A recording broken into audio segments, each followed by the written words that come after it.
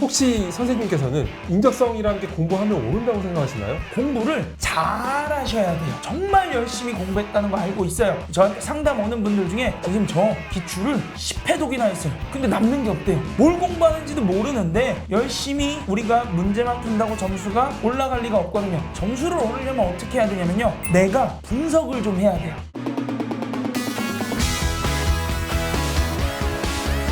자, 안녕하세요 여러분. 꽃보다 취업 강원 대표입니다. 오늘은 여러분들이 너무 뵙고 싶은 분 모셔왔어요. 여러분들이 취업할 때 제일 힘들어하는 절차 뭐 있죠? 인적성 있잖아요. 인적성 안 힘들다고요? 서류를 붙어본 적이 없으니까 힘들지가 않지, 그치?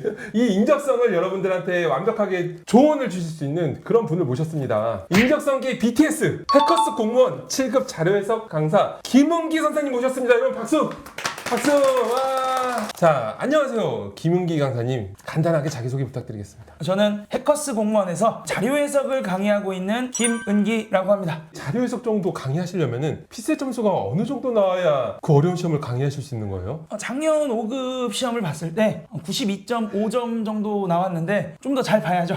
아니 근데 제가 알기로는 그 시험이 70점대 80점만 나와도 붙고 그런 시험 아니에요? 네, 맞습니다. 80점 한 초중반 정도 맞으면 합격하는 그런 시험입니다. 5급인데 80점 초반 정도만 나와도 합격할 정도의 난이도를 92.5 4개 틀려야 3개 틀렸습니다. 3개 틀려야 되는 정도거든요. 정말 천재성이 있으신 분이신데 자료 통역사라는 이름? 애칭? 닉네임을 가지고 계시는데 그게 네. 어떤 뜻으로 지은 건지 좀 들어봐도 될까요? 자료 통역사라는 닉네임을 짓게 된 이유는 많은 분들이 자료 해석이라는 과목을 준비할 때 거기에 되게 많은 숫자들이 나와 있거든요. 그래서 그 숫자를 보면서 겁을 드세요. 이거 계산 엄청 열심히 해야 되는 거다. 뭔가 숫자적이니까 수학을 떠올린단 말이에요. 고등학교 때 사회문화를 준비해 보신 분이면 다들 아실 거예요. 자료 해석이라는 과목이 사회문화랑 매우 비슷하다. 즉 문과적인 성향을 매우 크게 갖고 있는 그런 과목입니다. 그래서 저는 자료 해석도 언어다라고 생각을 해요. 언어는 누가 해석해 줘야 되죠? 통역사. 그래서 제가 자료 통역사라는 닉네임을 갖고 데뷔하게 되었습니다. 자, 지금 굉장히 빠르게 시장을 장악하고 계신 걸로 알아요. 자료 해석 수업을 위해서 본인만의 어떤 차별화된 전략이나 노하우 같은 게 있었을까요? 인적성이라는 과목이 사람들마다 편차가 되게 크다고 생각을 합니다. 그래서 이미 어느 정도 인적성에 대한 능력을 갖고 계신 분들은 시험 문제를 어떻게 풀어야 되는지 그런 운영적인 부분과 전략적인 부분만 흡수를 하셔도 점수가 아주 쉽게 올라가서 합격을 성취하실 수 있는데, 반면에 그렇지 못한 분들도 되게 많다고 생각을 해요. 피셋이라는 시험의 시작이 5급에서 시작을 했고, 그렇기 때문에 역량 자체를 가지고 계신 분들이 주로 시험을 봤어요. 근데 이 시험이 4기업, 공기업, 그 다음에 7급까지 내려오면서 이미 역량이 준비되지 않은 분들도 시험을 보기 시작했단 말이에요. 역량 자체를 끌어올려주자 라는 생각으로 역량 자체를 끌어올리는 수업을 하고 있기 때문에, 그래서 많은 분들의 성원을 받고 있지 않나. 근데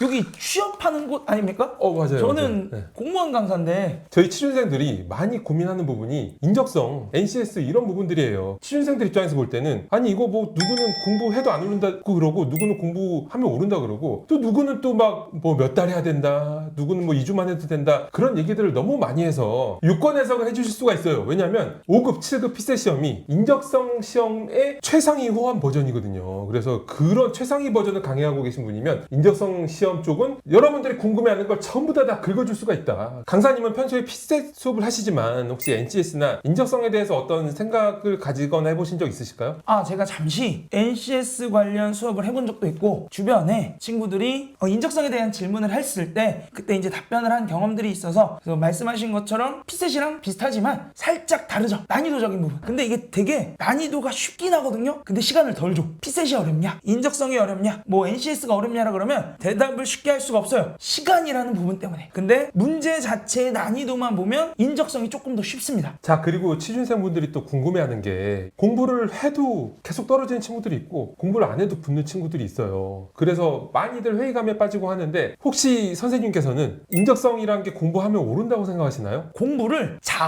하셔야 돼요. 그러니까 우리가 이제 공부라고 한다고 하면서 주로 어떤 공부를 하냐면 모의고사를 사요. 모의고사를 풀어요. 모의고사를 사요. 모의고사를 풀어요. 모의고사를 사요. 모의고사를 풀어요. 그래서 모의고사가 한 제 키 정도 쌓여요. 그리고 점수가 안 올랐대요. 우리가 인적성이라는 걸 좀 벗어던지고 다른 과목으로 생각해보면 제가 지금부터 수능 국어를 준비할 거예요. 근데 제가 수능 국어가 양심 있게 7등급 정도 나온다고 할게요. 1등급을 맞고 싶어요. 어떻게 공부해야 될까요? 모의고사를 사서 모의고사를 풀면 되겠죠? 모의고사를 사서 모의고사를 풀면 되겠죠? 그래서 한 제 키 정도의 국어 모의고사를 풀면 아마 한 5등급이나 나올 것 같아요. 뭘 공부하는지도 모르는데 열심히 우리가 문제만 푼다고 점수가 올라갈 리가 없거든요. 그런데 인적성에서는 대부분 많이들 그렇게 공부하세요. 정말 열심히 공부했다는 거 알고 있어요. 저한테 상담 오는 분들 중에 이런 이야기를 하는 분들이 계세요. 선생님 저 기출을 10회독이나 했어요. 근데 남는 게 없대요. 그 뭐 한 거다? 문제만 열심히 푼 거다. 점수를 오르려면 어떻게 해야 되냐면요. 내가 분석을 좀 해야 돼요. 그러니까 좀 유형별로 나눠서 개별 유형들을 어떠한 접근 전략으로 그리고 어떻게 문제를 풀어야 되는지 좀 아셔야 되고 제가 가르치는 과목 같은 경우는 기본적으로 숫자에 대한 감각이 필요하거든요. 인적성도 그렇고 수능도 그렇고 결국 역량이라는 걸 테스트하거든요. 근데 여러분은 역량을 올리는 공부를 잘 안 하세요. 어떻게 해야 될지 모르겠거든. 그래서 역량을 올리는 공부의 가장 대표적인 방법 중에 하나라고 생각이 드는 게 분수 비교 연습, 뭐 곱셈 비교 연습 이런 것들을 한단 말이에요. 뭐 대표적으로 비타민이라던가 야옹이라던가 개신기라던가 개신기 바로 좀 조심하세요. 멍멍이 신기라던가 이런 식으로 계산 연습을 할 수 있는 그런 파일들이 있어요. 그걸 이제 다운로드 받으시거나 혹은 구매하셔서 어떻게 열심히 푸세요. 그냥 진짜 열심히 풀기만 하세요. 사실 분수 비교라는 게 뭘 원하는 걸까요? 분수값을 읽을 줄 아냐를 원하는 건데 계속 비교만 하시는 거예요. 그러다 보면 그것들에게는 되게 많이 단련이 돼서 비타민 가장 높은 등급인 엑설런트 나오시고요. 야옹이에서도 가장 높은 등급 나오고 멍멍이 신기에서도 가장 높은 등급이 나와요. 근데 막상 시험장 가면 분수 비교를 못해요. 그 세 개의 것들은 우리한테 분수값을 그대로 주거든요. A분의 B꼴이라고 적혀 있어요. 근데 여러분이 시험장 가서 보면 어떻게 적혀 있어요? A분의 B라고 안 적혀 있어. 숫자 값들이 좀 떨어져 있어. 혹은 이렇게 위치해 있어. 내가 그걸 머릿속에 저장하는 역량은 연습해 본 적이 없기 때문에 정형화된 분수는 비교를 잘하지만 실질적으로 우리가 데이터를 뽑아내서 분수값을 읽는 것은 어려워할 수밖에 없는 거예요. 그런 식으로 여러분이 역량을 올리는 공부를 하셔야만 인적성이 공부가 되고 점수가 올라간다라고 이야기를 드리고 싶습니다. 그렇다면 기업 인적성 공부는 기간이 어느 정도가 적당하다고 생각하시나요? 뭐 사람마다 다르겠지만 두 분류로 나누고 싶습니다. 본인이 모의고사를 쳐봤는데 합격권 근처가 이미 나오는 분들이 계세요. 그런 분들은 사실 길게 준비하실 필요가 없어요. 한 달 정도면 충분한데 반대로 내가 딱 봐도 이거 합격권이랑 너무 멀어. 나 준비해도 될까? 라는 생각이 드는 분들은 최소 6개월은 준비하셔야 돼요.